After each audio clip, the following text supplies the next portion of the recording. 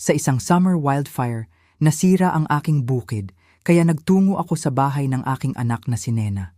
Hinarangan ako ng kanyang asawa. "Masisira mo ang Persian rug ko," sabi niya. "Wala akong lugar para sa isang pulubi." Sa sobrang desperado, tinawagan ko ang anak ng aking namayapang kapitbahay, isang batang lalaki na itinuring kong sarili kong anak. Ngayon, isa na siyang bilyonaryo. Walang may alam ng kanyang numero. Nang ilapag niya ang kanyang helicopter sa kanilang damuhan at sinabi ang 3 salita, "Natutuwa akong nandito ka. Sundan mo ang aking kwento hanggang sa dulo at magkomento ka kung saang lungsod ka nanonood para makita ko kung gaano kalayo naabot ng kwento ko."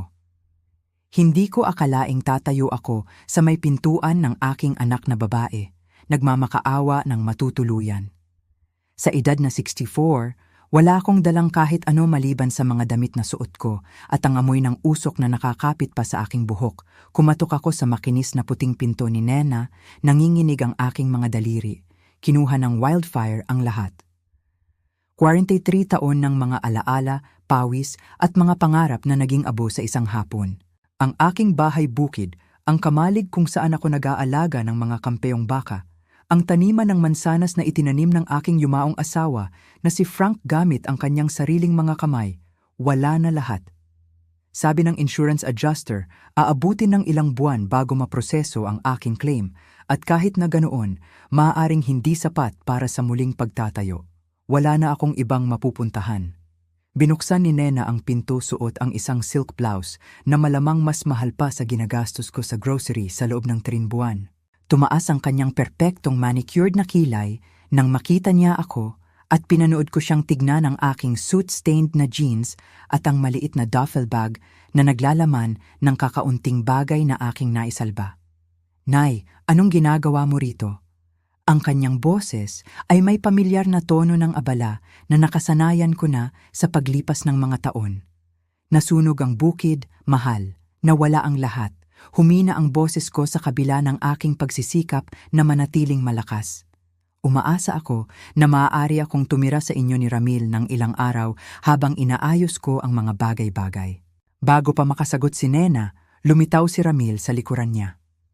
Ang aking manugang ay palaging partikular sa mga hitsura, ngunit ang pagkadismaya na bumalot sa kanyang mukha nang makita niya ako doon ay hindi ko kailanman malilimutan.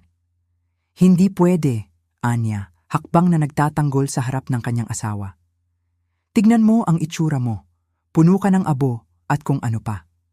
Masisira mo ang Persian rug ko. Ang bagay na yon ay nagkakahalaga ng 750,000. Naramdaman ko ang pag-init ng aking pisngi sa kahihiyan. "Maaari naman akong maglinis muna, Ramil. Kailangan ko lang." "Ang kailangan mo ay ayusin ang sarili mong mga problema," putol niya. Ang kanyang boses ay malamig na parang taglamig. "Mayroon kaming isang tiyak na pamumuhay dito. Mahalaga ang imahe. Hindi ako maaaring magkaroon ng isang pulubi na natutulog sa aking sopa kung saan maaaring bumisita ang aking mga kasosyo sa negosyo. Pulubi." Ang mga salita ay tumama sa akin na parang isang pisikal na suntok. Sa kanyang paningin, iyon na lamang ako ngayon.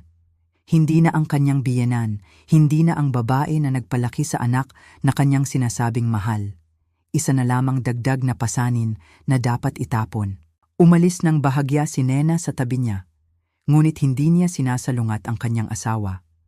Ang sarili kong anak, ang batang babae na inalagaan ko sa pulmonya noong siya ay 16 na taong gulang, na pinagtrabahuhan ko ng dagdag na oras para makapag-aral sa kolehiyo, ay nakatayo doon ng tahimik habang tinawag niya akong pulubi ng kanyang asawa. "Please," bulong ko, kinamumuhian kung gaano ako desperado. "Pinalaki kita, Nena. Isinakripisyo ko ang lahat para sa iyo. Wala bang kahulugan iyon?" Sa isang sandali, naisip ko na may nakita akong nagkislap sa kanyang mga mata. Lungkot, marahil, o pagsisisi. Ngunit pagkatapos ay inilagay ni Ramil ang isang mapang-angking kamay sa kanyang balikat at anumang awa na maaaring naroroon ay nawala. "Nay, kailangan mong maintindihan ang aming posisyon," sabi ni Nena. Ang kanyang boses ay maingat na sinukat. "Nakatira kami sa isang eksklusibong lugar. Tama si Ramil tungkol sa mga hitsura. Siguro, maaari mong tawagan ang iyong kapatid sa Davao. Ang aking kapatid sa Davao na hindi nakakausap sa akin sa loob ng 4 na taon matapos ang aming pagtatalo tungkol sa libing ni Frank. Ang aking kapatid na nilinaw na hindi ako welcome sa kanyang buhay. Alam ito ni Nena, ngunit iminungkahi niya pa rin ito. Naiintindihan ko na kontrol ko ang aking lalamunan na mahigpit sa hindi tumulong na luha. Naiintindihan ko ng perpekto. Nagsara na si Ramil ng pinto. Sigurado akong may maayos ka, Ada. Palagi ka namang maparaan. Ang pinto ay sumara ng may tiyak na pag-click na iniwan akong nag-iisa sa kanilang maingat na pinagmasdan na balkonahe. Sa pamamagitan ng frosted glass window, nakita ko ang kanilang mga silweta na papalayo. Marahil ay bumabalik sa anumang mamahaling hapunan na kanilang tinatamasa bago ko inistorbo ang kanilang perpektong gabi. Tumayo ako roon ng ilang minuto. Ang pagkabigla at pag-aalinlangan ay nakikipagtalo sa isang sakit na napakalalim na parang nalulunod. Ito ang aking anak na babae, ang aking nag-iisang anak. Ang munting batang babae na dating gumagapang sa aking kama tuwing may kulog, na umiyak noong kailangan kong magtrabaho ng dagdag na oras sa diner upang magkasya ang pangangailangan. Saan na ngayon ang batang iyon? Tumunog ang aking telepono na may text message. Galing kay Nena iyon. Nay, sorry, pero tama si Ramil. Siguro ito na ang wake-up call na kailangan mo upang simulan ang pagpaplano para sa iyong hinaharap ng mas responsable. May mga senior living facility na maaaring makatulong. Mga senior living facilities. Code para sa kahit saan maliban dito. Naglakad ako pabalik sa aking lumang pickup truck, ang iisang bagay na nakaligtas dahil nagmaneho ako nito sa bayan para sa mga supply nang magsimula ang sunog. Nanginginig ang aking mga kamay habang sinubukang hanapin ang mga susi. Saan ako pupunta? Ang pinakamalapit na motel ay 30 milya ang layo at mayroon lamang akong 11,000 sa aking checking account. Habang nakaupo ako sa truck, ang buong bigat ng aking sitwasyon ay bumagsak sa akin. Ako ay 64, walang tahanan at tila hindi gusto ng sarili kong pamilya.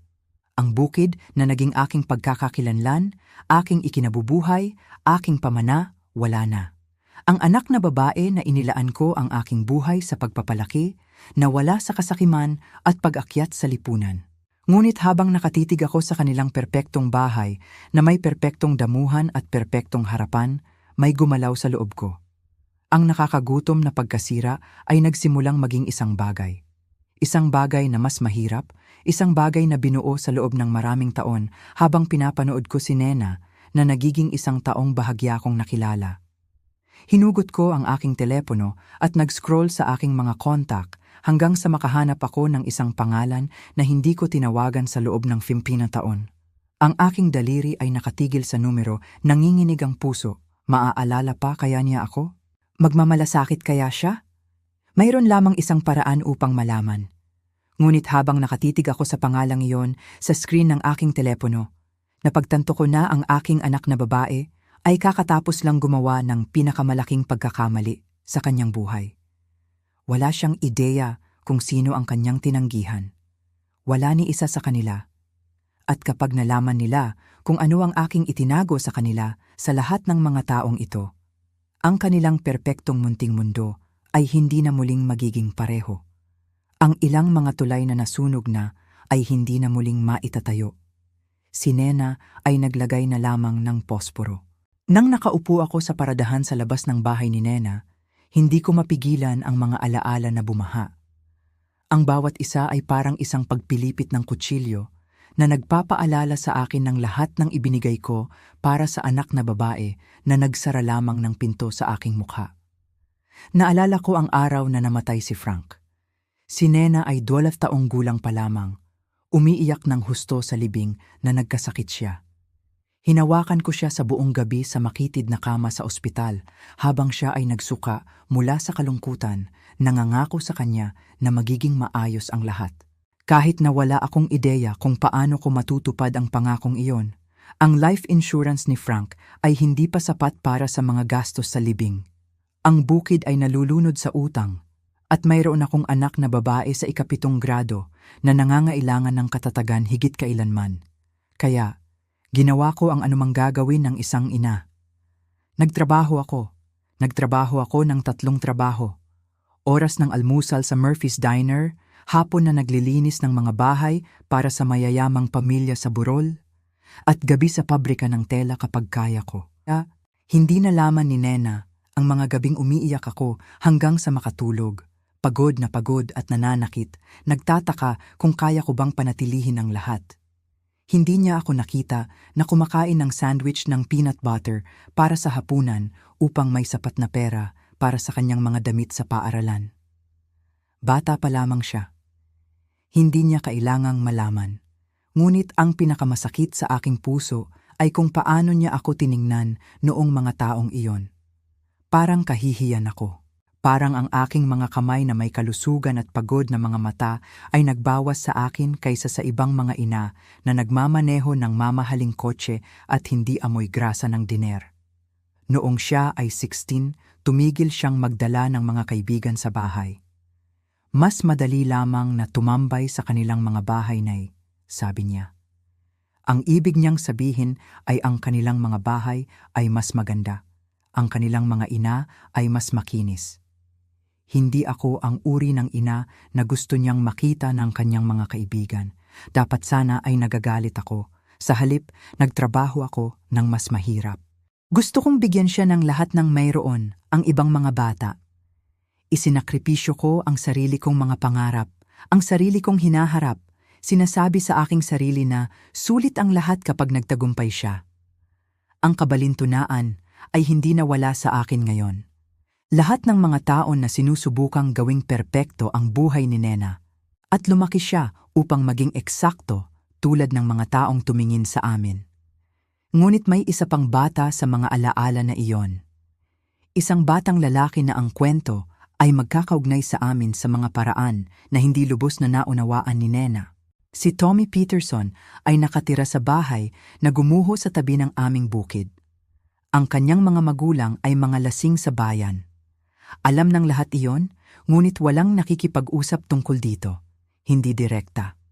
Noong taong gulang si Tommy, nagsimula siyang lumitaw sa aming pinto ng kusina sa oras ng hapunan. Palaging may ilang dahilan. Gusto ng nanay mo na tanungin kung mayroon kang asukal. Pwede ko bang haplusan ang iyong mga pusa? Sabi ng tatay ko, kailangan mo ba ng tulong sa anumang bagay? Ang katotohanan ay nakasulat sa kanyang payat na katawan at walang laman na mga mata. Ang batang lalaki ay nagugutom at hindi lamang para sa pagkain. Siya ay nagugutom sa kabaitan, sa isang taong mapapansin siya, sa isang lugar kung saan ang itinaas na boses ay hindi nangangahulugang may masasaktan. Nakita ito ni Frank bago ko pa nakita. Kailangan ng batang lalaki na iyon na alagaan, sabi niya isang gabi habang pinapanood namin ang 8 taong gulang na si Tommy sa aming bintana ng kusina, nakaupo ng mag-isa sa kanyang mga hakbang sa harap. Ang kanyang mga magulang ay hindi maayos. Pagkamatay ni Frank, si Tommy ay naging anino ko. Lumilitaw siya tuwing umaga bago mag-aral, tumutulong sa mga gawaing bukid nang hindi hiniling. Kapag umuuwi ako mula sa aking mga trabaho, pagod na pagod at hindi na halos makatayo, na ipapakain na niya ang mga manok at nakolekta na ang mga itlog. Hindi mo kailangang gawin iyon, mahal, sinabi ko sa kanya isang hapon nang matagpuan ko siyang naglilinis ng mga silid na dapat sana ay responsibilidad ko. Gusto kong tumulong, sabi niya ng simple. Bukod, inaalagaan mo ang lahat ng iba pa. Dapat may mag-alaga rin sa iyo. Doon ko nalaman na ang batang ito ay may lumang kaluluwa. Siya ay 9 na taong gulang lamang, ngunit naunawaan niya ang isang bagay tungkol sa pag-ibig at katapatan na hindi natutunan ng maraming matatanda. Naintindihan niya na ang pamilya ay hindi palaging tungkol sa dugo. Minsan, tungkol sa pagpili. Hindi nagreklamo si Tommy nang umuwi ang kanyang ama na lasing at marahas. Hindi niya ako hiniling na tawagan ang social services, kahit na alam ng Diyos na dapat sana. Sa halip, Magpapakita lamang siya sa aking pintuan kasama ang kanyang takdang aralin at hahayaan ko siyang gawin ito sa aking mesa sa kusina habang nagluluto ako ng hapunan. Sa pinakamasamang gabi, kapag ang sigawan mula sa tabi ay naging masyadong malakas, mahahanap ko siyang natutulog sa aming kamalig sa pagdating ng umaga. Tolerado siya ni Nena dahil iginiit ko, ngunit hindi niya siya tunay na tinanggap. Bakit lagi siyang nandito? Siya ay magrereklamo kapag sumali sa amin si Tommy para sa mga hapunan sa linggo o mga gabi ng pelikula ng pamilya. Dahil kailangan niya tayo, sasabihin ko sa kanya. Minsan tayo ang pamilya na pinipili ng mga tao, hindi lamang ang isa na ipinanganak sa kanila. Iikot niya ang kanyang mga mata at umatras sa kanyang silid. Kahit noong 12, 13, 14, nagpasya na si Nena na si Tommy Peterson ay wala sa kanyang pansin. Siya ay mahirap, ang kanyang mga damit ay segunda mano, at ang kanyang mga magulang ay ang uri ng mga taong kagalang-galang na pamilya na nagbubulong. Ngunit may nakita ako sa batang iyon. Isang matinding katalinuhan na hindi kayang alagaan ng paaralan, isang determinasyon na nagpapaalala sa akin ng sarili kong mas batang sarili. Noong siya ay 15, tinuruan niya ang kanyang sarili sa computer programming mula sa mga libro sa library. Noong siya ay 16, inaayos na niya ang mga computer ng mga kapitbahay para sa paggastos ng pera. Noong siya ay 17, nag-uusap na siya tungkol sa kolehiyo, tungkol sa paglabas sa aming maliit na bayan at paggawa ng isang bagay sa kanyang sarili. Ang huling tunay na pag-uusap na nagkaroon ako kay Tommy ay ang gabi bago siya umalis para sa kolehiyo. Nakakuha siya ng buong scholarship sa MIT, isang bagay na nagulat pa rin sa aming maliit na tagapayo sa high school sa bayan. Umupo kami sa aking balkonahe sa harap, nagbabahagi ng isang thermos ng kape, at pinapanood ang paglubog ng araw na pinintura ang kalangitan ng kulay kahel at rosas. Hindi ko ito magagawa kung wala ka, Miss Ada, sabi niya ng mahina. Alam mo yon, di ba? Pinisil ko ang kanyang kamay. Makakahanap ka ng paraan, Tommy. Mas malakas ka kaysa sa alam mo. Siguro, ngunit binigyan mo ako ng isang bagay na wala pa ako noon. Huminto siya, pinipili ang kanyang mga salita ng maingat. Binigyan mo ako ng isang pamilya, isang tunay na isa. Iyon ay 15 taon na ang nakalilipas. Si Tommy Peterson ay nakikipag-ugnayan sa unang ilang taon ng kolehiyo, nagpapadala sa akin ng mga Christmas card at paminsan-minsang sulat tungkol sa kanyang mga pag-aaral. Pagkatapos ay nagpatuloy ang buhay sa paraan nito at ang pakikipag-ugnayan ay lumaki ng hindi regular. Huli, narinig ko sa tsismis sa bayan. Nagtapos siya sa MIT at lumipat sa Silicon Valley.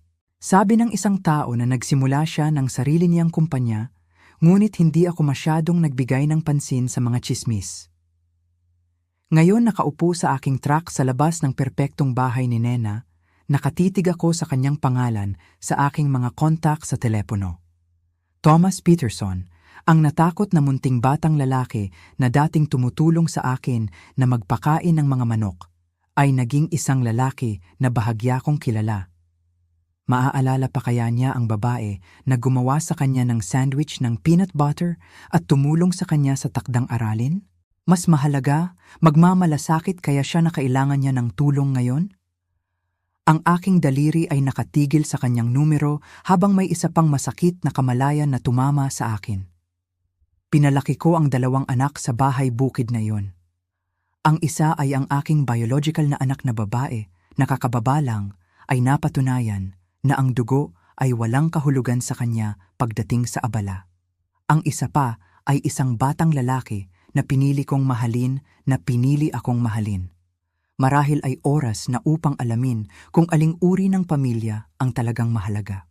Nanginginig ang aking mga kamay kaya bahagya kong mahawakan ang telepono. 15 taon na ang nakalipas mula nang marinig ko ang boses ni Tommy. At narito ako natatawagan siya sa aking pinakamababang sandali. Paano kung kinalimutan niya ako? Paano kung abala siya? Matagumpay, napapalibutan ng mahahalagang tao na hindi maiintindihan kung bakit may isang lumang babae sa bukid na nakagambala sa kanyang gabi. Ngunit ano pang pagpipilian ang mayroon ako? Ako ay 64, walang tahanan, at tila walang silbi sa sarili kong anak na babae. Lumalamig ang truck at kailangan kong magpasya bago mapuno ang lokal na motel para sa gabi. Pindot ko ang call button bago ko mawala ang aking lakas ng loob. Ang telepono ay tumunog ng 1 beses, 2 beses, 3 beses. Lumubog ang aking puso sa bawat singsing. Siyempre, hindi siya sasagot.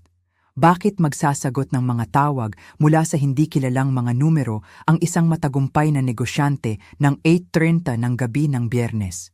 Malapit na akong mag-hang up nang marinig ko ang kanyang boses. Hello? Mas malalim na ito ngayon, may sapat na gulang, ngunit may isang bagay sa tono na nagpasara sa aking lalamunan ng pagkilala. Ito pa rin si Tommy. Ang aking Tommy, kahit na matapos ang lahat ng mga taong ito, Tommy. Ang aking boses ay lumabas bilang bahagya lamang isang bulong. Ito si Ada. Ada Morrison mula sa Miss Ada. Ang pagbabago sa kanyang boses ay naganap kaagad. Elektriko. Miss Ada, oh my God, okay ka lang ba? Ayos lang ba ang lahat? Naalala niya. Hindi lamang niya naaalala, ngunit ang unang bagay na tinanong niya ay kung okay lang ako. Nagsimula ng tumulo ang luha bago ko pa man matigil. Pasensya na sa pagtawag sa iyo nang walang paalam tulad nito, naging maayos ko sa aking mga luha. Alam kong matagal na panahon na ang nakalipas at malamang mayroon ka ng pamilya ngayon, mga responsibilidad. Tumigil ka, sabi niya ng matatag ngunit banayad. Huwag kang maglakas loob na humingi ng paumanhin. Maaari mo akong tawagan anumang oras, kahit saan, para sa anumang bagay. Alam mo yon. Ngayon sabihin mo sa akin kung ano ang mali. Kaya ginawa ko. Sinabi ko sa kanya ang tungkol sa wildfire, tungkol sa pagkawala ng bukid, tungkol sa pagtayo sa may pintuan ni Nena na itinakwil lamang na parang isang pulubi. Sinabi ko sa kanya ang tungkol sa pagtawag ni Ramil sa akin na walang tahanan, tungkol sa katahimikan ni Nena, tungkol sa walang mapupuntahan. Ang mga salita ay lumabas na parang tubig sa isang basag na dam. 15 taon ng distansya na bumagsak sa span ng isang solong tawag sa telepono. Nakinig si Tommy ng walang paggambala, gumagawa ng maliliit na tunog ng pakikiramay at lumalaking galit. Nang matapos ako, may isang mahabang pagtigil na nagpagipit sa aking tiyan sa takot. Pinabigatan ko ba siya ng labis? Nagpalagay ba ako ng labis sa isang relasyon na umiiral na mga dekada na ang nakalilipas? Miss Ada, sabi niya sa huli, ang kanyang boses ay makapal sa emosyon. Ang babaeng iyon ay hindi ang munting batang babae na iyong pinalaki. Ang ginawa ni Nena ngayong gabi ay hindi mapapatawad.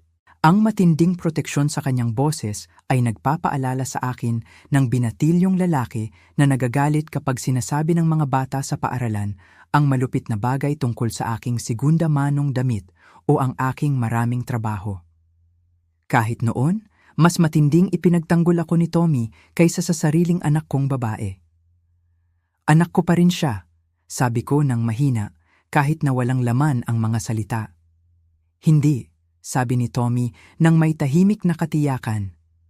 Ang isang anak na babae ay hindi iniiwan ang kanyang ina. Ang isang anak na babae ay hindi tinatawag na walang tahanan ang babae na isinakripisyo ang lahat para sa kanya. Alam mo kung ano ka sa akin, Miss Ada. Ikaw lang talaga ang ina ko at walang ina ko ang gugugol ngayong gabi sa isang shelter o sa isang kotse. Huminga ako. Tommy? Hindi ako tumawag para humingi ng pera o alam ko na hindi ka tumawag. Iyan mismo ang dahilan kung bakit tutulungan kita. Nasaan ka ngayon? Tumingin ako sa paligid ng paradahan, nakikita pa rin ang bahay ni Nena. Nasa Millbrook pa rin ako sa aking truck sa labas ng bahay ni Nena. Sa totoo lang, alam ko kung paano iyon tunog. Parang nagugulat ka, naganap na maiintindihan. Handa ka na bang magmaneho? Sa palagay ko. Magaling! May Marriott mga 20 minuto sa Hilaga sa Route 9. Alam mo ba ito? Alam ko. Iyon ang magarbong hotel kung saan ginanap ni Nena at Ramil ang kanilang reception ng kasal. Oo, pero Tommy, hindi ko kayang bayaran. Hindi ka magbabayad para sa anumang bagay. Tatawagan ko sila ngayon at magbubook ako sa iyo ng isang suite. Pumunta ka doon, mag-order ng room service, maligo ng mainit, at subukan na makatulog. Kaya mo ba yon para sa akin? Isang suite sa Marriott. Hindi ko man lang maisip kung ano ang halaga niyon, ngunit nagsasalita si Tommy na parang walang issue ang pera. Tommy, hindi mo kailangang... Oo, kailangan ko. Inalagaan mo ako noong wala akong anuman. Ngayon, ako naman ang mag-aalaga sa iyo. Ang kanyang boses ay lumambot. Bukod, kailangan mong maging maayos ang pagpapahinga para bukas. Bukas? Bukas? Naghirap ang aking isip na iproseso ito. Bukas? Lilipad ako bukas ng umaga. Nandyan na ako bandang tanghali. Lilipad? Saan ka lilipad? San Francisco. Huwag kang mag-alala sa mga detalye, Miss Ada. Tumutok ka na lang sa pagiging ligtas ngayong gabi. Ako na ang bahala sa lahat. Ang San Francisco ay 3,000 milya ang layo. Ang ideya na itigil ni Tommy ang lahat at lumipad sa buong bansa dahil lang sa tumawag ako ay tila imposibleng mangyari. Hindi mo na kailangang pumunta sa ganitong paraan. Kailangan ko lang marinig ang isang magiliw na boses. Miss Ada. Ang kanyang boses ay banayad ngunit matatag. Naaalala mo ba ang sinabi mo sa akin nung gabi bago ako umalis para sa kolehiyo? Inisip ko ang gabing iyon sa aking balkonahe sa harap, ang thermos ng kape, ang paglubog ng araw. Naaalala ko, nag-usap tayo tungkol sa maraming bagay. Sinabi mo sa akin na ang pamilya ay nag-aalaga sa pamilya kahit anong mangyari. Sinabi mo na kapag may minamahal ka na nasasaktan, hindi ka nag-aatubili. Hindi ka gumagawa ng mga dahilan. Basta lalabas ka lang. Bumalik sa akin ang mga salita noon. Sinusubukan ko siyang ihanda para sa mundo, sa labas ng aming maliit na bayan. Sinusubukang turuan siya tungkol sa katapatan at pag-ibig sa isang paraan na hindi kailanman nagawa ng kanyang sariling mga magulang. Naaalala ko, bulong ko. Magaling, lalabas ako. At Miss Ada, may isa pang bagay na kailangan mong malaman. Isang bagay tungkol sa kung ano ang ginagawa ko sa aking buhay mula nang umalis ako sa Millbrook. Nagsimulang bumilis ang tibok ng aking puso.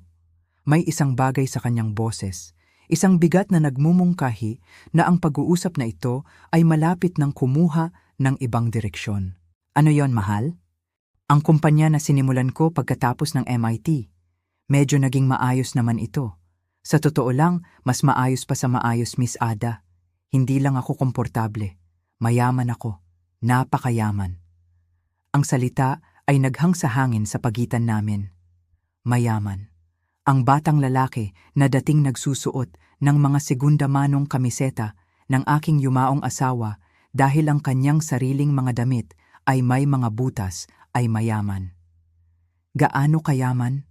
Tanong ko, kahit na hindi ako sigurado kung gusto kong malaman ang sagot. Inilagay ng Forbes ang aking net worth sa 140 bilyon noong nakaraang taon. Ang telepono ay halos dumulas mula sa aking mga kamay. Bilyon, hindi milyon. Bilyon. Si Tommy Peterson, ang payat na bata na dating tumutulong sa akin na mangolekta ng mga itlog, ay isang bilyonaryo. Alam kong mahirap itong iproseso, patuloy niya. Ngunit narito ang mahalaga. Bawat tagumpay na nagkaroon ako, bawat dolyar na aking kinita, bawat tagumpay na nagdala sa akin sa puntong ito, nagsimula lahat sa iyong kusina, Miss Ada. Binigyan mo ako ng pundasyon na ginawang posible ang lahat ng iba pa. Hindi ako makapagsalita.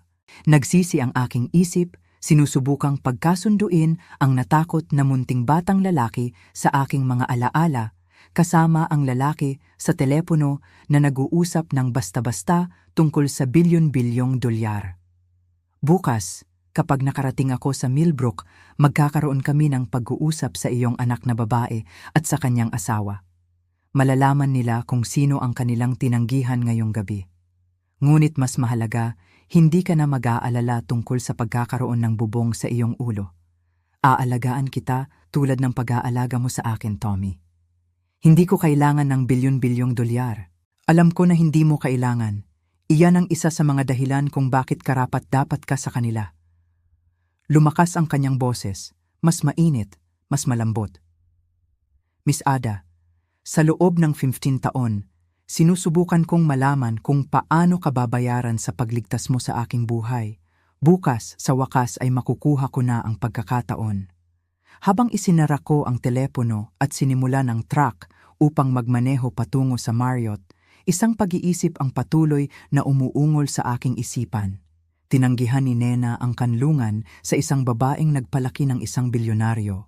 Isang bilyonaryo na tinatawag pa rin siyang kanyang tunay na ina. Walang ideya ang aking anak na babae kung ano ang darating sa kanya. Ngunit malalaman niya na ang ilang mga pagkakamali ay hindi maaaring mawala. At ang ilang mga tulay, kapag nasunog, ay ibinabagsak ang lahat ng iba pa kasama nila. Ang batang lalaki na pinili kong mahalin ay pauwi na, at nagdadala siya ng sapat na kapangyarihan upang baguhin ang lahat ng aming mga buhay magpakailanman. Nagising ako sa pinakamagandang kuwarto ng hotel na nakita ko. Mga Egyptian cotton sheet, marble bathroom, isang tanawin ng mga bundok na nagtanggal ng aking hininga. Sa isang sandali, nakalimutan ko kung nasaan ako at kung bakit ako naroon. Pagkatapos ay bumalik ang lahat. Ang apoy, ang pagtanggi ni Nena, ang tawag sa telepono ni Tommy, Kahit na sa liwanag ng umaga, tila imposibleng mangyari. Ang natakot na munting batang lalaki mula sa tabi ay nagkakahalaga na ngayon ng bilyon-bilyon. At lumilipad siya sa buong bansa upang tulungan ako. Tiningnan ko ang aking telepono. 9:47 ng umaga. Sinabi niyang darating siya dito bago magtanghali. Halos hindi ko pa natatapos ang aking komplementaryong almusal nang tumunog ang aking telepono. Miss Ada, lumanding na ako sa regional airport. Nandiyan na ako sa loob ng 20 minuto. Lumanding? Hindi. Ang aking eroplano ay lumanding o dumating ang flight. Basta, lumanding ako na parang kanya ang sasakyang panghimpapawid na nagsimula kong matanto na malamang na sa kanya nga. Sasalubungin ba kita sa lobby? Sa totoo lang, iniisip kong bisitahin muna natin ang iyong anak na babae at ang kanyang asawa. Nagkuyom ang aking tiyan. Tommy, ayoko ng gulo. Walang magiging gulo.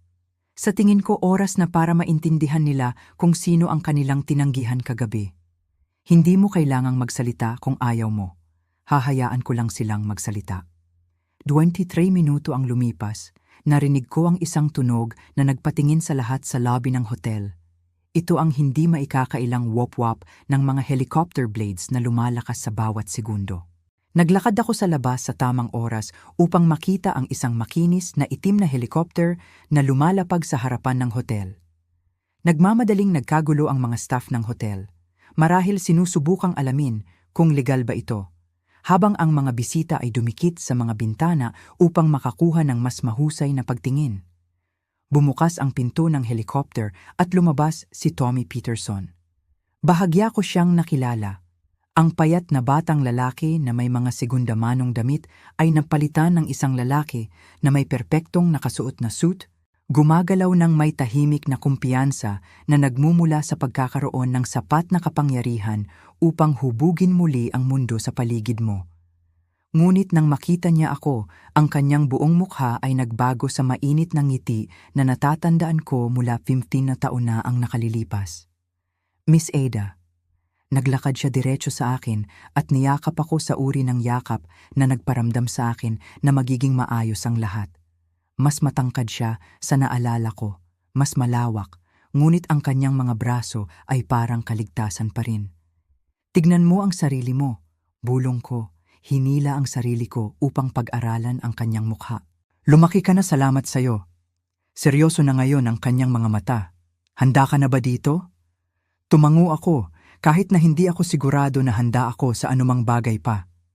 Ang pagsakay sa helicopter patungo sa kapitbahayan ni Nena ay tumagal ng wala pang 5 minuto. Tumawag si Tommy ng maaga upang makakuha ng pahintulot na lumapag sa parke ng munisipalidad sa tapat ng kanyang bahay. Bagaman pinaghihinalaan ko na ang isang tao na may ganitong mga mapagkukunan ay hindi na talaga kailangang humiling ng pahintulot para sa marami. Habang bumababa kami, nakita ko ang mga tao na lumalabas sa kanilang mga bahay na itinuturo ang helicopter. Ito ang eksklusibong Woodlawn Estates ng Millbrook, kung saan ang pinakamalaking kaguluhan ay karaniwang mayroong bagong BMW. Ang isang pribadong helicopter na lumalapag sa kanilang kapitbahayan ay tiyak na hindi normal. Nakita ko ang bahay ni Nena pagkatapos ay si Nena mismo nakatayo sa kanyang harapan kasama si Ramil sa tabi niya. Nakatitig sila sa helicopter na may parehong naguguluhang ekspresyon tulad ng kanilang mga kapitbahay. Tinulungan ako ni Tommy na bumaba mula sa sasakyang panghimpapawid. Ang kanyang mga kamay ay matatag at nakasisiguro sa aking braso. Tandaan, sabi niya ng mahina habang naglalakad kami sa parke patungo sa kalye. Wala kang utang na paliwanag sa kanila. Wala kang utang sa kanila. Sa oras na nakarating kami sa driveway ni Nena, isang maliit na karamihan ng mga kapitbahay ang nagtipon sa inaakala nilang isang magalang na distansya. Sinusubukan ni Ramil na magmukhang matigas at may awtoridad, ngunit nakita ko ang kawalan ng katiyakan sa kanyang mga mata.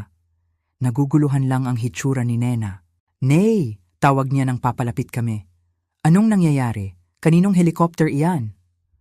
Humakbang ng bahagya si Tommy sa harap ko, isang kilos na nagtatanggol na nagpapaalala sa akin ng binatilyong lalaki na dating naglalakad sa akin sa aking sasakyan pagkatapos ng mga huling shift sa diner. "Mrs. Morrison," sabi niya. Ang kanyang boses ay nagdadala ng awtoridad ng isang taong ginamit sa mga boardroom at desisyon na $1,000,000,000. "Sa palagay ko nakilala mo ang aking ina kagabi." Nabitawan ni Nena ang kanyang bibig. "Ang iyong ina? Hindi ko maintindihan." "Ada Morrison, ang babaeng itinaboy mo mula sa iyong pinto, ang babaeng tinawag ng iyong asawa na walang tahanan." Ang boses ni Tommy ay perpektong kontrolado, ngunit maririnig ko ang bakal sa ilalim. Humakbang si Ramil, malinaw na sinusubukang muling igiit ang ilang awtoridad. "Sandali, teka lang. Hindi ko alam kung sino ka o kung bakit sa tingin mo maaari kang..." "Thomas Peterson," putol ni Tommy, na nag-aabot ng kanyang kamay sa isang kilos na mukhang magalang. Ngunit sa paanuman ay pinahakbang si Ramil paatras. "Baka mas kilala mo ako bilang Tommy Peterson. Dati akong nakatira sa tabi ni Ada noong bata pa ako." Napanood ko ang pagkaubos ng kulay sa mukha ni Ramil nang dumating ang pagkilala. Kahit sa aming maliit na bayan, ang kwento ng tagumpay ni Tommy ay naging maalamat. Ang mahirap na bata na nakarating sa MIT, na nagtayo ng isang tech empire, na itinampok sa cover ng Time Magazine 6 na buwan na ang nakakaraan. "Ikaw si Tommy Peterson?" Bulong ni Nena, ang kanyang mga mata ay lumilipat sa pagitan ni Tommy at ako. "Ang bilyonaryo? Mas gusto kong isipin ang sarili ko bilang anak ni Ada Morrison," sabi ni Tommy ng simple. Ang anak na titiyak na hindi na siya kailangang humingi ng tulong kanino man.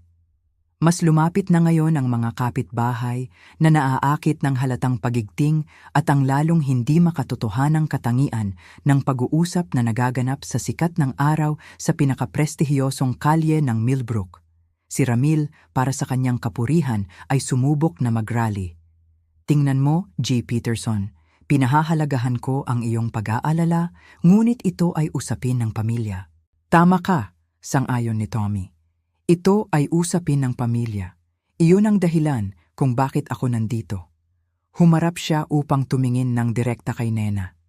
"Pinalaki ako ng iyong ina mula noong ako ay 8 taong gulang. Pinakain niya ako kapag hindi kaya ng sarili kong mga magulang. Tinulungan ako sa takdang aralin kapag lasing na silang mag-alaga. At tiniyak na mayroon akong malinis na damit para sa paaralan." Nagtrabaho siya ng 3 trabaho para manatiling may pagkain sa kanyang mesa at palagi siyang gumagawa ng silid para sa isa pa. Lumalala ang mukha ni Nena sa bawat minuto. "Hindi mo sinabi sa akin na magkausap pa rin kayong dalawa." "Hindi," sabi ni Tommy. "Kagabi ang unang pagkakataon na nagkausap kami sa loob ng 50 na taon. Tinawagan niya ako dahil wala na siyang mapupuntahan. Dahil ang anak na kanyang pinalaki, ang anak na babae na isinakripisyo niya ang lahat para sa kanyang sarili, ay isinara ang pinto sa kanyang mukha nang kailangan niya ng tulong. Mayroon kaming sariling pamilya na dapat isipin," nagsimula si Ramil. "Pamilya." Inulit ni Tommy ang salita na parang may pait. "Hayaan mo akong sabihin sa iyo ang tungkol sa pamilya, G. Randolph. Ang pamilya ay hindi nag-iiwan sa isa't isa. Ang pamilya ay hindi tumatawag sa isa't isa na walang tahanan.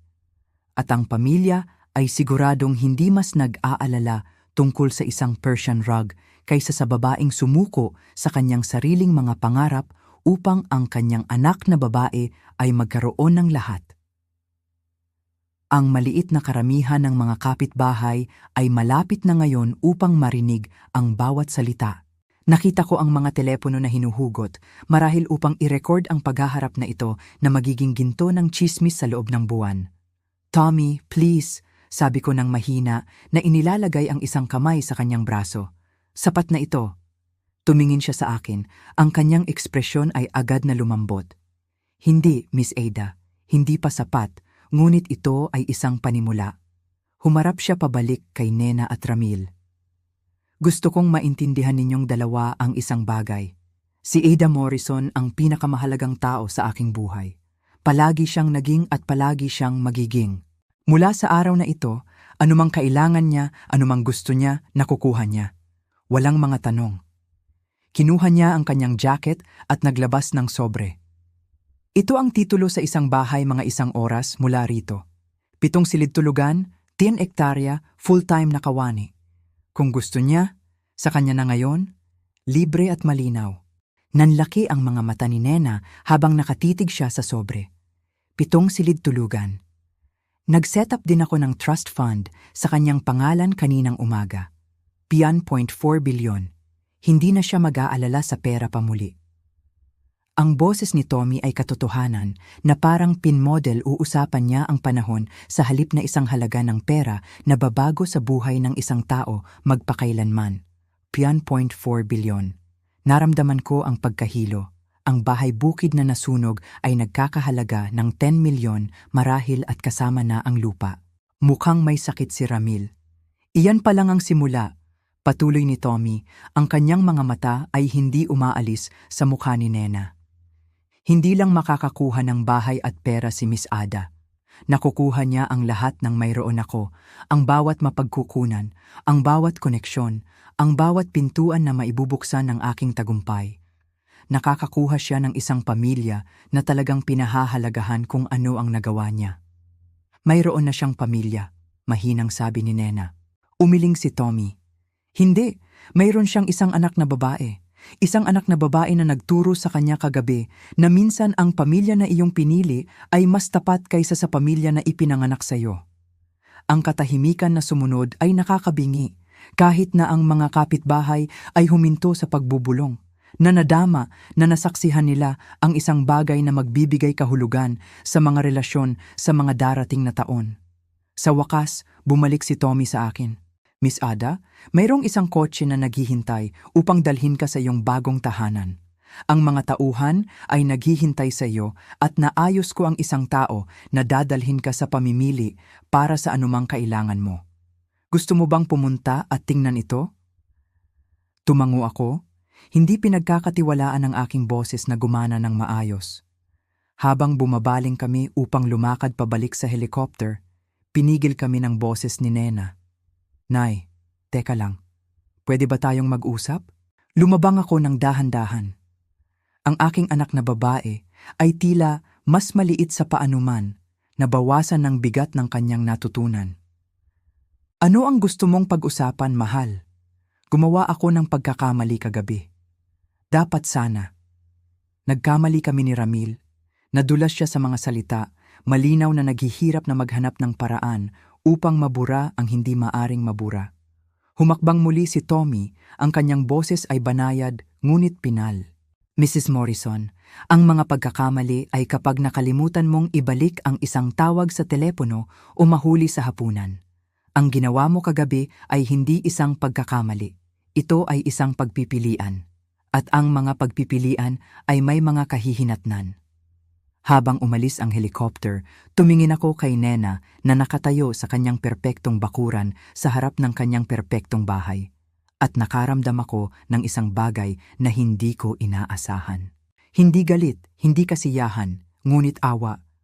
Wala siyang ideya kung ano ang kanyang nawala hanggang sa huli na ang lahat upang makuha ito pabalik. Ang ilang mga aralin ay matututunan lamang sa pamamagitan ng mahihirap na paraan.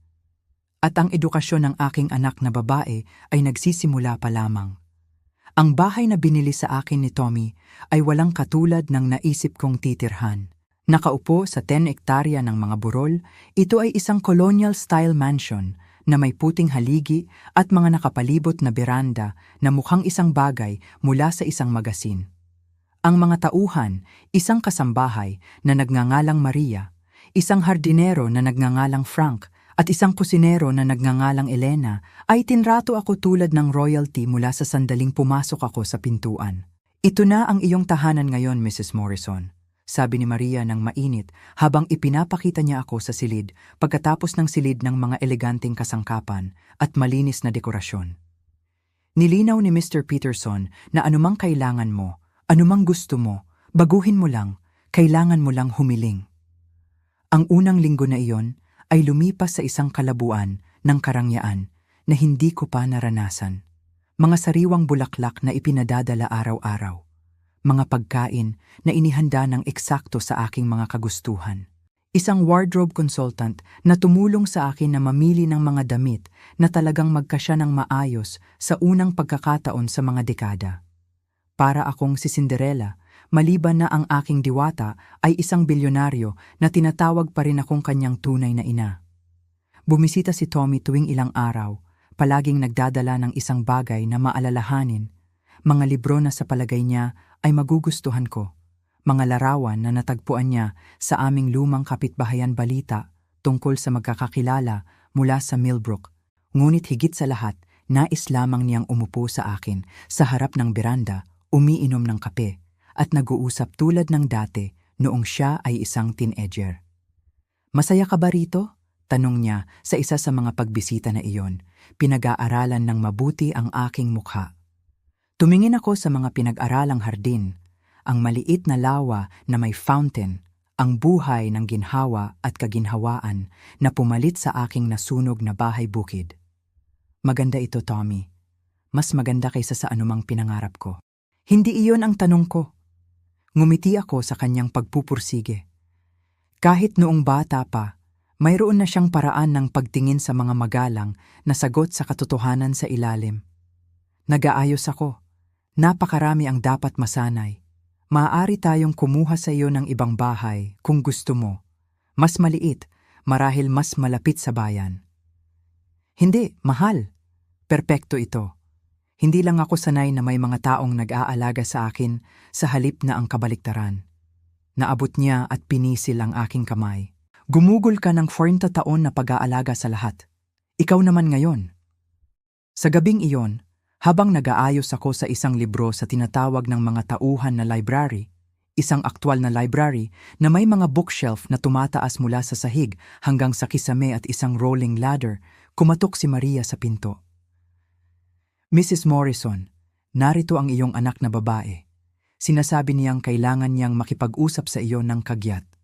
Kumuyom ang aking tiyan. Inaasahan ko ito, ngunit hindi iyon naging mas madali. "Ipasok mo siya, please." Lumitaw si Nena sa pintuan makalipas ang ilang sandali. Ang kanyang mga mata ay malaki habang tiningnan niya ang eleganteng silid. Malinaw na nagbihis siya ng maingat para sa pagbisitang ito. Ang kanyang pinakamagandang damit, ang kanyang pinakamahal na alahas, ang kanyang buhok na inistilo sa paraan na sa palagay niya ay nagpapaganda sa kanya. "Nay," tumayo siya roon nang hindi sigurado, na parang hindi siya sigurado kung pinapayagan siyang pumasok ng buo. "Pumasok ka, mahal. Umupo ka." Umupo siya sa gilid ng isang leather chair. Ang kanyang mga kamay ay mahigpit na nakakabit sa kanyang kandungan. Sa loob ng ilang sandali, walang isa sa amin ang nagsalita. Sa wakas, nilinaw niya ang kanyang lalamunan. "Hindi ka panipaniwala ang lugar na ito. Ganon nga." Wala akong ideya na ganon pala kagaling si Tommy Peterson. I mean, alam kong matagumpay siya, pero ganitong antas ng kayamanan. Ipinakita niya ang paligid ng silid. Naging maayos ang kanyang paggagawa. Isa pang katahimikan. Nakita ko ang kanyang pakikibaka kung paano lalapitan ng anumang dumating upang sabihin. Sa wakas, ang mga salita ay sumabog sa kanya. Nay, gumawa ako ng isang kakilakilabot na pagkakamali noong isang gabi. Kami ni Ramil ay gumawa din. Nagulat kami, hindi handa, at masama ang aming reaksyon. Ngunit kailangan mong maunawaan, hindi namin sinadyang saktan ka. Pinag-aralan ko ang kanyang mukha, naghahanap ng tunay na pagsisisi, at nakakita ng halos takot lamang. Ano ang ibig mong gawin noon? Iniisip lang namin, masyado kang independyente, masyadong may kakayahan. Naisip namin na aayusin mo ang isang bagay sa iyong sarili. Hindi namin napagtanto kung gaano kaseryoso ang sitwasyon. Sinabi ko sa iyo na nawala ang lahat sa sunog, Nena. Gaano pa kailangang maging seryoso iyon? Namula ang kanyang pisngi. Tama ka. Pero Nay, maaayos natin ito. Kami ni Ramil ay nag-uusap at gusto naming gawing tama ang mga bagay sa pagitan natin. Gusto naming umuwi ka. Umuwi sa aming bahay. Inihanda namin ang guest room para sa iyo. Laging handa. Mga bagong sheet, sariwang bulaklak, lahat ng kailangan mo. Pwede kang lumipat ngayong weekend kung gusto mo. Naramdaman ko ang isang malungkot na ngiti na humihila sa aking mga labi at ang bahay ni Tommy, ang pera ni Tommy, ang kanyang trust fund. Ano ang mangyayari sa lahat ng iyon? Nadulas ang maskara ni Nena sa isang sandali lamang na nagpapakita ng isang bagay na desperado at pagkalkula sa ilalim. Bueno, hindi mo naman talaga kailangan ang lahat ng ito, di ba? Ang bahay na ito ay napakalaki, napaka-impersonal. Hindi mo ba mas gugustuhing makasama ang pamilya? Ayan na. Ang tunay na dahilan ng kanyang pagbisita, naiintindihan ko. Tumayo ako ng dahan-dahan. At ano sa tingin ni Ramil tungkol sa pagkakaroon ng kanyang walang tirahan na biyenan na permanenteng lumipat? Nalulungkot siya sa kanyang sinabi. Gusto niyang humingi ng paumanhin ng personal. Napakabait niya. Tumayo rin si Nena, papalapit sa akin. Nay, please. Alam naming nasaktan ka namin, pero pamilya tayo. Kami ang iyong tunay na pamilya. Itong Tommy Peterson, oo, tinulungan mo siya noong bata pa siya, pero matagal na iyon. Nagsisisi lang siya dahil hindi siya nakikipag-ugnayan. Kapag nawala na ang guilt na iyon, saan ka mapupunta? Ang mga salita ay tumama sa kanilang target, na nagpukaw ng mga takot na sinusubukan kong pigilan. Paano kung tama siya? Paano kung ang kabaitan ni Tommy ay pansamantalang paninisi lamang? At kapag kumupas na ito, mag-isa na naman ako. Ngunit pagkatapos ay naaalala ko ang kanyang mukha noong bumaba siya sa helicopter na iyon. Ang matinding proteksyon sa kanyang boses nang hinarap niya si Ramil, ang paraan na tinatawag niya pa rin akong kanyang ina. Nag-aalala ka na iiwan niya ako katulad ng ginawa mo? Namilantik si Nena. Hindi iyon makatarungan, hindi ka namin iniwan. Sinara mo ang pinto sa aking mukha, Nena. Tinawag ako ng iyong asawa na walang tirahan at sinabing sisirain ko ang kanyang Persian rug. Paano hindi iyon pag-iwan? Pinoprotektahan namin ang aming tahanan, ang aming pamumuhay mula sa iyong sariling ina. Ang mga salita ay naghang sa himpapawid sa pagitan namin. Sa wakas, ganap na naglupi ang pagpipigil ni Nena. Sige. Oo, pinoprotektahan namin ang aming sarili mula sa iyo, mula sa iyong mga problema, ang iyong pangangailangan, ang iyong patuloy na mga paalala ng lahat ng pinagtatrabahuhan namin upang tumaas. Ang pangit na katotohanan ay lumabas sa kanya na parang lason. Sa palagay mo ba madali ang pagiging anak mo? Sa palagay mo ba natuwa ako sa paglaki na mahirap? Pinapanood kang nagtatrabaho sa sarili mo sa kamatayan, pinahiya ng aming segunda manong lahat habang ang aking mga kaibigan ay may magagandang bagay. Ginawa ko ang aking makakaya, Nena. Ibinigay ko sa iyo ang lahat ng kaya ko. Alam ko na ginawa mo. Tumutulo na ang luha sa kanyang mukha ngayon. At nagpapasalamat ako. Talagang nagpapasalamat ako. Ngunit ginugol ko ang aking buong pagkabata na nangangako sa aking sarili na hindi na ako muling mabubuhay ng ganoon. Hindi na ako muling magiging mahirap, hindi na muling titingnan, hindi na muling mag-aalala sa pera. Binigyan ako ni Ramil ng seguridad na iyon at binantaan ko ito. Oo, hindi ko alam. Lumubog siya pabalik sa upuan. Ang kanyang perpektong harapan ay ganap na nawasak. Alam ko lang na noong nakita kita na nakatayo doon, kasama ang iyong mga damit na puno ng uling at ang iyong desperadong mga mata, mukha kang lahat ng tinakbuhan ko. At nagpanik ako. Ang katapatan ay brutal, ngunit hindi bababa sa ito ay tapat. Sa unang pagkakataon, mula nang dumating siya, naramdaman ko na nakikipag-usap ako sa aking tunay na anak na babae sa halip na isang maingat na ginawang pagtatanghal.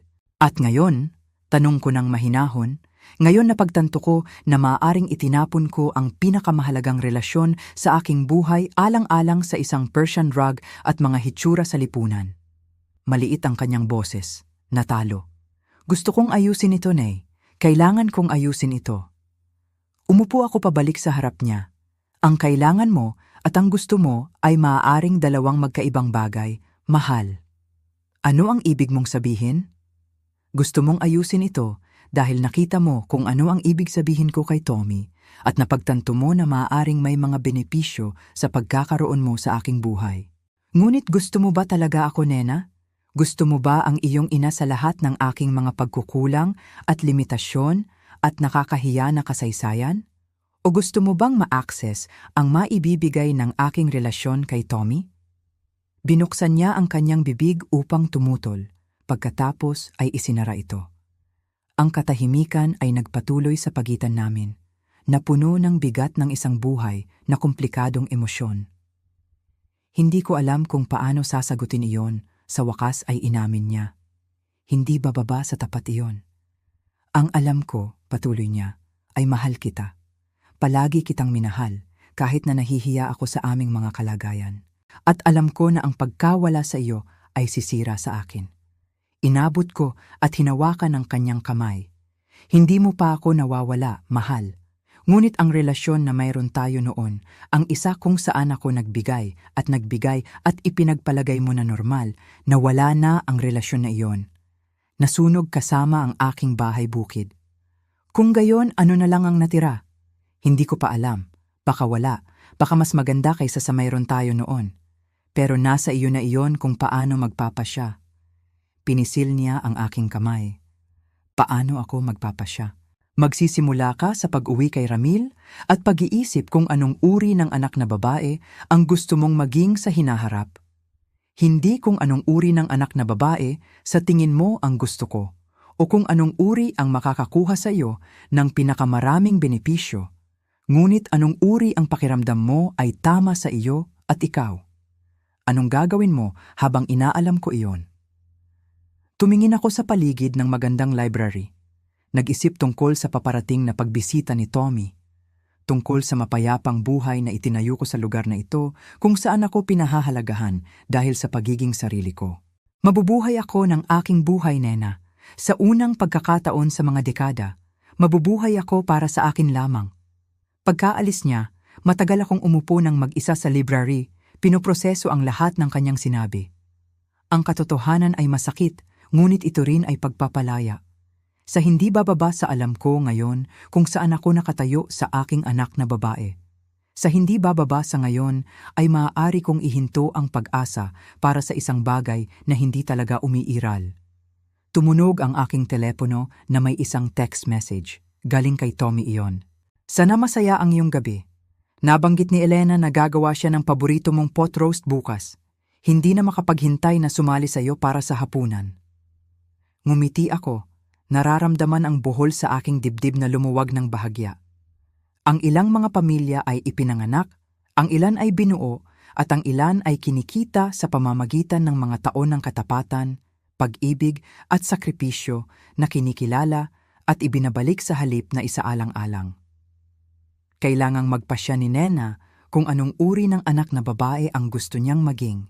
Ngunit alam ko na kung anong uri ng anak na lalaki si Tommy. Ang uri na lumipad ng 3,000 milya upang iligtas ang babae na unang nagligtas sa kanya. 6 na buwan ang nakalipas, nakaupo ako sa aking beranda sa harap na pinapanood ang pagsikat ng araw na pinintura ang mga bundok ng rosas at ginto nang tumunog ang aking telepono. Ang caller ID ay nagpakita ng numero ni Nena. Ang kanyang ikalimang pagtatangka na maabot ako sa linggong ito. Hinayaan ko itong pumunta sa voicemail. Hindi naman sa nagagalit na ako sa kanya. Nangangailangan ng sobrang lakas ang galit at nakahanap ako ng mas mahusay na mga gamit para sa akin. Natututo akong magpinta ng mga watercolor kasama ang isang instruktor na nakita ni Tommy para sa akin. Nagboboluntaryo ako sa Regional Animal Shelter, isang bagay na palagi kong gustong gawin, ngunit hindi kailanman nagkaroon ng oras para sa. Kumukuha ako ng klase sa literatura sa community college, nagbabasa ng mga libro na lagi kong tinatangkang gawin sa loob ng 40 taon ng pagtatrabaho ng 3 trabaho at pagpapalaki ng mga walang utang na loob ng mga anak. Pinakamahalaga, natututuhan ko kung ano ang pakiramdam ng maging prioridad ng isang tao sa halip na ang obligasyon ng isang tao. Bumisita si Tommy linggo-linggo, minsan 2 beses sa isang linggo kapag pinapayagan ng kanyang schedule. Dinala niya ang kanyang laptop at nagtatrabaho mula sa aking mesa sa kusina habang ako ay nagluluto, tulad noong siya ay isang teenager. Minsan nagdadala siya ng mga kasamahan upang ipakilala sa akin. Napakatalino. Nagawa ng mga tao na tinrato ako ng paggalang na nararapat sa isang taong humubog sa karakter ng kanilang boss. Ito si Ada, sasabihin niya sa kanila. Tinuro niya sa akin ang lahat ng mahalaga tungkol sa integridad at katapatan. Ang lahat ng mabuti tungkol sa kung sino ako ay nagsimula sa kanyang mesa sa kusina. Noong nakaraang buwan, nagulat niya ako sa pagpapadala ng mesa sa kusina mula sa mga guho ng lumang bahay bukid.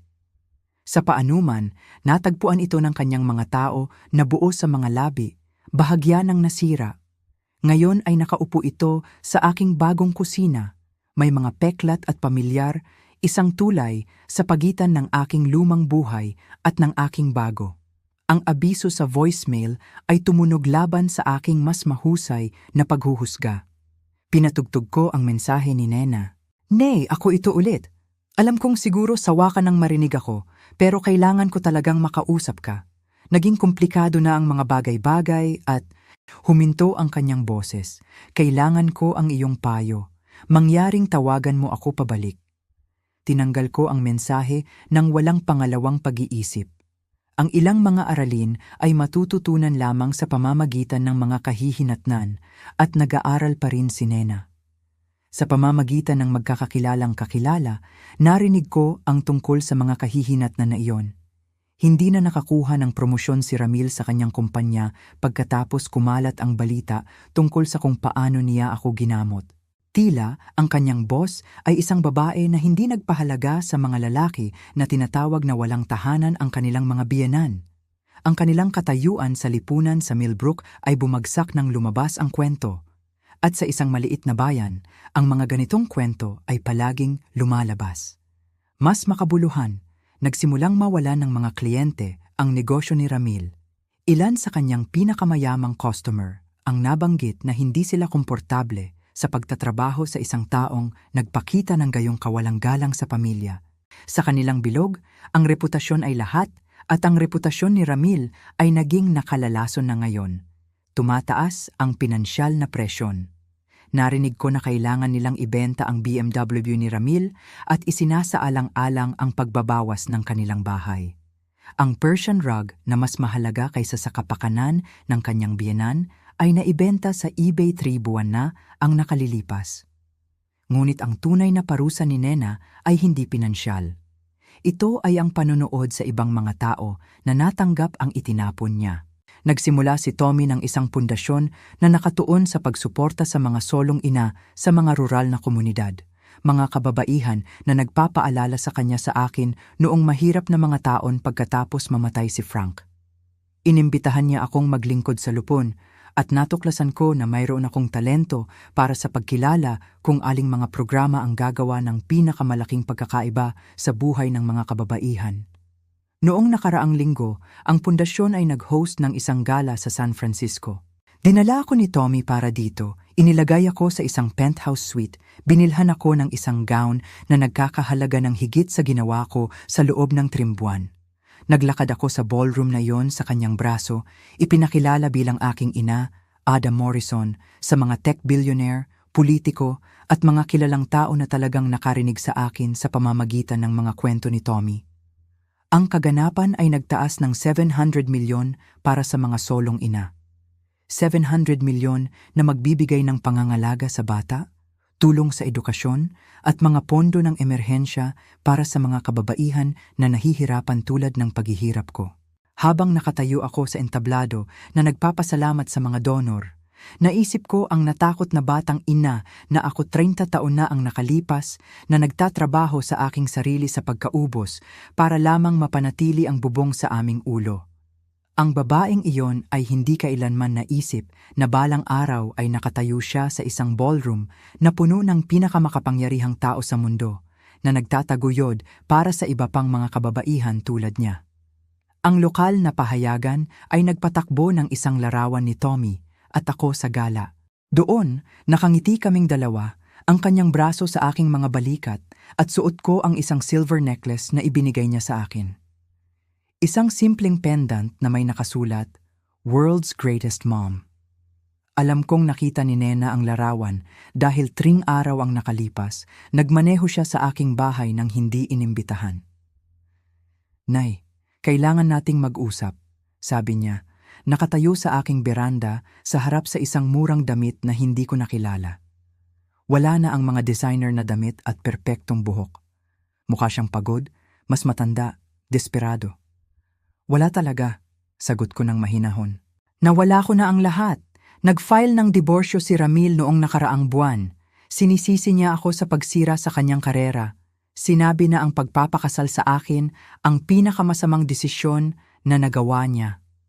Nagsimulang tumulo ang luha. Nakatira ako sa isang studio apartment sa itaas ng laundromat. Nagtatrabaho ako sa diner kung saan ka nagtatrabaho noon. Parehong diner, nay. Murphy's. Nakaramdam ako ng bahagyang isang bagay. Hindi gaanong pakikiramay, ngunit pagkilala. Alam ko kung paano magtrabaho sa Murphy's, umuwi na pagod at amoy grasa. Ngunit ginawa ko ito dahil sa pag-ibig upang suportahan ang aking anak. Ginagawa ito ni Nena dahil ang kanyang mga pinili ay sa wakas ay sumunod sa kanya. Nagsisisi ako na nahihirapan ka, sabi ko. At sinasadya ko ito. Ngunit ang iyong mga problema ay hindi na sa akin. Ngunit anak mo ako. Ikaw ay isang parti-taong gulang na babae na ginawa ang kanyang mga pagpipilian ng malinaw at sadyang. Pinili mo si Ramil kaysa sa akin. Pera kaysa sa pamilya. Mga hitsura kaysa sa pag-ibig. Ngayon kailangan mong mabuhay kasama ang mga pagpipiliang iyon. Nagkakamali ang mga tao. Nay, hindi ba ako karapat-dapat sa kapatawaran? Doon ko siya tiningnan. Talagang tiningnan siya at nakita hindi ang natakot na bata na nagkukunwari siya, ngunit ang pagkalkula na babae na kanyang naging. Ang kapatawaran ay hindi katulad ng pagliligtas. Pinatawad na kita mga buwan na ang nakalipas, sinabi ko sa kanya. Ngunit ang pagpapatawad sa iyo ay hindi nangangahulugan na ililigtas kita sa mga kahihinatnan ng iyong mga aksyon. Umalis siya pagkatapos noon, ngunit hindi pa man ako nahuli sa pagkuha ng mga larawan ng aking bahay gamit ang kanyang telepono. Marahil ay nagbabalak na ibenta ang mga ito sa ilang gossip blog o gamitin ang mga ito upang kumbinsihin ang mga tao na mayroon pa rin siyang access sa kayamanan ni Tommy sa pamamagitan ko. Ngayong umaga, darating si Tommy para sa aming lingguhang almusal. Naglalakbay siya sa loob ng 10 araw. Isinasara ang isang kasunduan na lilitaw na magdaragdag ng isa pang 28 bilyon sa kanyang net worth. Ngunit tumawag siya araw-araw. Sinisiyasat ako.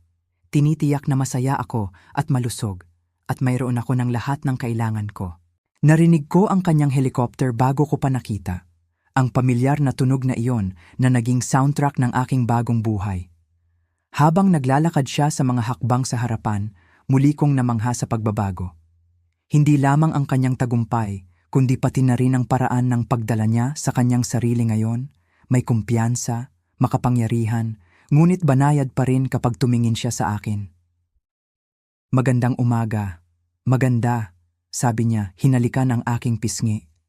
Kumusta ang paborito kong ina ngayon? Perpekto, ngayon, at nandito ka na?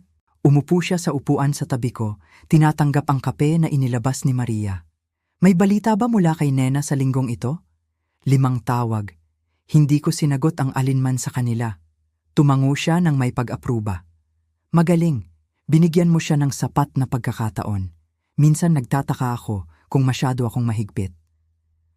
Miss Ada, sabi niya, hinawakan ang aking kamay sa 2 niyang kamay. Gumugol ka ng 30 taon na pagiging masyadong malambot. Nagbigay ka at nagbigay hanggang sa wala ka nang natira. Tingnan mo kung saan ka dinala nito. Nakatayo sa kanyang pintuan, nagmamakaawa ng kanlungan pagkatapos mong mawala ang lahat. Tama siya, ngunit mahirap pa ring bitawan ng buo ang kasalanan. Anak ko pa rin siya at anak mo pa rin ako. Ang pagkakaiba ay pinili kong maging. Bawat araw na nagising ako ay nagpapasalamat na niligtas mo ako. Nagigising si Nena nang may sama ng loob na hindi ka perpekto. Lumaki ang kanyang boses. Wala kang utang sa kanya maliban sa iyong naibigay na. Nang huli ng hapon, habang nagtrabaho si Tommy sa kanyang laptop sa kusina at naghahanda ako ng hapunan, natagpuan ko ang aking sarili na nag-iisip tungkol sa landas na humantong sa akin dito. Ang apoy na sumira sa aking bukid ay parang katapusan ng lahat. Ngunit ito talaga ang simula. Ang simula ng pag-aaral na ako ay mas mahalaga kaysa sa dati kong pinayagan ang aking sarili na maniwala. Tumunog ang aking telepono na may isang text message, hindi mula kay Nena sa pagkakataong ito, ngunit mula kay Maria Santos, isang babae na nakilala ko sa pamamagitan ng pundasyon. Siya ay isang solong ina ng 3 sa isang maliit na bayan sa Nevada, nagtatrabaho ng 2 trabaho at nahihirapang magbayad para sa mga paggamot sa cancer ng kanyang anak na babae. Mrs. Morrison, ang sabi ng text. Binayaran ng emergency fund ng pundasyon ang operasyon ni Emma ngayon. Sinasabi ng mga doktor na magiging maayos siya. Hindi ko alam kung paano kita pasasalamatan sa ginawa mo para sa aming pamilya. Niligtas mo ang buhay ng aking munting batang babae. Ipinakita ko ang mensahe kay Tommy na ngumiti at pinisil ang aking balikat. Ito ang mahalaga, sabi niya. Ito ang pamana na iyong itinayo. Sa gabing iyon, habang nakaupo ako sa aking beranda na pinapanood ang isa pang kamangha-manghang paglubog ng araw, naisip ko si Nena na nagtatrabaho sa kanyang shift sa Murphy's Diner, umuuwi sa kanyang studio apartment. Marahil nag-scroll sa mga larawan ng aking bagong buhay sa social media at nakaramdam ng awa sa kanyang sarili. Naisip ko si Ramil na ang pag-akyat sa lipunan at materyalismo ay nagkakahalaga sa kanya ng lahat ng inisip niyang pinahahalagahan. At naisip ko ang aking sarili, isang 4 taong gulang na babae na nawala ang kanyang bukid ngunit natagpuan ang kanyang halaga. Na tinanggihan ng kanyang anak na babae, ngunit niyakap ng anak na lalaki na kanyang pinili na mahalin. Ang ilang mga kwento ay hindi nagtatapos sa pagkakasundo. Ang ilan ay nagtatapos sa pagtanggap. Pagtanggap na hindi mo kayang iligtas ang mga tao na ayaw maligtas. Na hindi mo kayang mahalin ang mga tao sa pag-ibig sa iyo pabalik. Na minsan ang pinakabait na bagay na maaari mong gawin ay hayaan ang mga tao na mabuhay kasama ang mga kahihinatnan ng kanilang mga pagpipilian. Muli akong tumunog ang telepono, ang numero ni Nena. Sa pagkakataong ito, pinatay ko ng buo ang telepono. Bukas, lilipad kami ni Tommy sa Denver upang bisitahin ang isa pang proyekto ng pundasyon. Sa susunod na linggo, nakikipagkita ako sa isang publisher na gusto akong sumulat ng libro tungkol sa katatagan.